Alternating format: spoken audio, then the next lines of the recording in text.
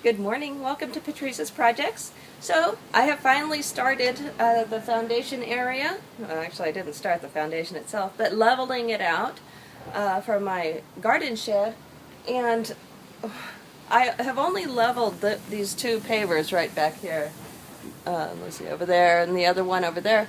And I just kind of randomly leveled the dirt and then put the pavers down and made sure that my pavers were level. And then I put this 2x4 across, and amazingly, it's just a little bit off, which is great. However, it does show how far down the back corner of the shed has collapsed. I did fix the area, one of the supports that's under the shed that had rotted out completely. I fixed that. I still need to fix the one in the back, but I'll get to that later. I don't need to do that in order to get to this side. And then we put that trim along the bottom, but let me go and show you what I did there. We put this trim board on here to cover all that rotted area because my husband did not feel like replacing the panel. And then I'm going to throw a bead of silicone today on top of there to seal it and then make sure I fill every little gap. And under here, what I did is I put another, there was like just a regular brick, you know, like a normal, like down there, brick sitting under here with some wood on top. So what I did is I dug it out. I made sure to have the ground completely flat before I put that paver in so it didn't break. If there was a concave in the middle, that paver would have broken by the weight of the shed when I pounded in the other brick, this block of redwood, and the board that I put up on top of that. And remarkably, after I painted it, because I thought I'd need a very thin shim in order to get it nice and tight, after I painted it, it fits perfectly, as long as that's all the way to that side. Well, it took me several days to get the area leveled and get my supports in. I decided to go with 3 of the piers on this side since there's a good sized slope. Let me show you that from the side.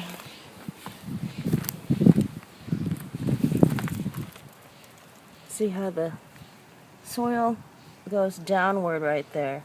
There was a fence line over here and a bunch of debris had built up for years on this side. So over here is a lot lower than up here. So anyway, I'm ready to put the first nails in the ends of these 2x6s, but see, here's my level, and another little level over here.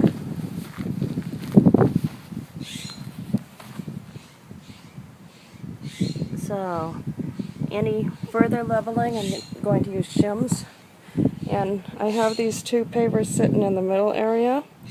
Those are going to be supports for the center area after I get it built.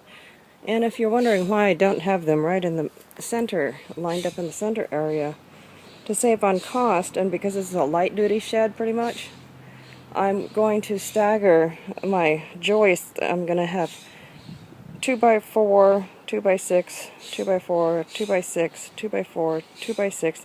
So these are going to line up with the 2x6s other than the center one. And I think that will be fine because, like I said, it's light duty. I'm going to go ahead and start putting this together, and then I'll give you a little update on where I am. Good morning, everyone. As you see, I got the joist done. So I did do that yesterday when I talked to you last, and so I put nails in all of the ends of the joist, put them in place. My son helped me with a lot of this, not all. He was at school for part of the time. And I got the joist hangers in. I don't know if you can see those silver things over at the ends. I think you can. And we're still level, so I'm pleased with that. This corner over here probably needs to be shimmed just a tiny bit, but it's so insignificant, I'm not sure if I'm going to do it because I don't want to mess with the level overall. So everything else is looking really good. And let me bring you in a little closer and show you what we did. We're not the best at toenailing, so if you see some bent nails, it's okay because I got nails going in the ends of every joist.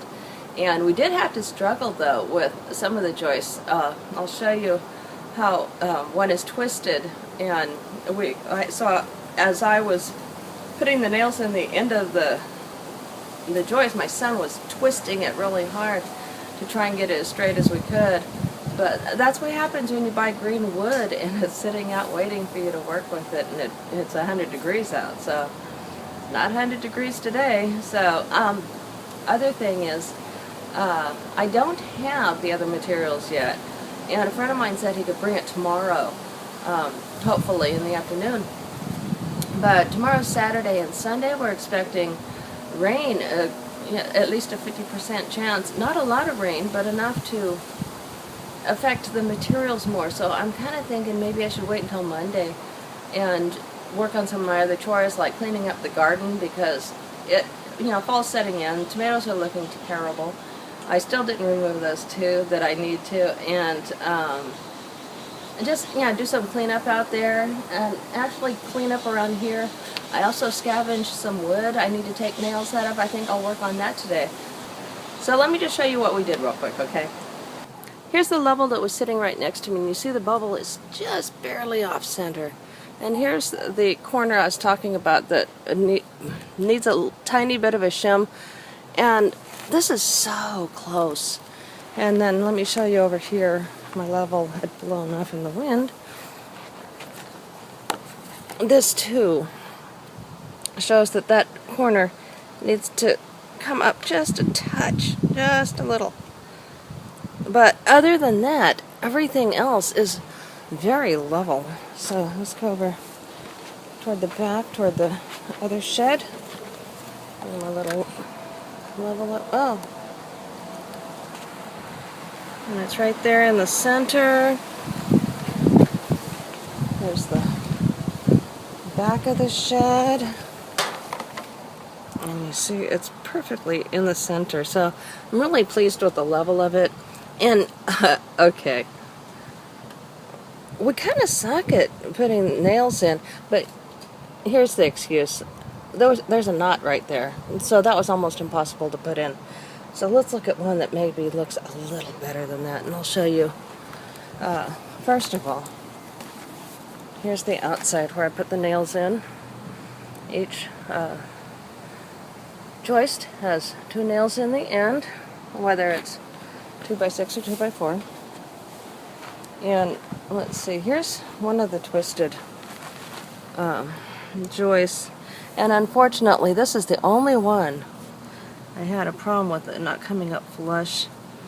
My son was helping me with this one, and I think he was just more paying attention to getting it twisted, or rather untwisted, using all of his strength. So he was using his legs to try and untwist this one. The other ones are nice and level, flush with the top. So this is what one of the joist hangers looks like, properly installed. So you've got 2 nails on each side going into the outer framework of the floor. And then you have these nails going in at an angle, toe-nailed in. There's 2 on each side of the 2x6s, and then only 1 for the 2x4, but that's fine. And then they help to hold the joist up, so I have no concern about the strength of this floor. So that's how we did it. I still need to get the 2 center supports underneath the floor finished. I have the pavers where they need to be, and then I need to bring them up to where they're touching the joists at least. I'm hoping for just a little bit of pressure on them so that I know that everything's going to stay level in the center area. I completed that one back there. It's just got it's a little sloped, so this side has a tiny crack showing. I'll probably put a little bit of shim in there. This side is nice and tight. In the front, underneath where both of the doors are going to rest, here you see this is underneath where both of the doors are going to come together, and I still need to finish that one, and that one's an important one. So that is what I'm going to do, and then get my subfloor in. So there we are. It's looking pretty good. This corner I do have concern about, and so I searched through the garage and I found some flat white interior exterior paint, and so we're going to lift this baby up and paint under those corners, and then somehow I'm going to paint the rest of it. So that's what we're doing now. Okay, there you have it. So next time I'll have the subfloor, and I'll show you how I'm putting that in, and then I'm going to start constructing the walls right on top of this, because I really do need that level surface to do them properly. So I'll see you then.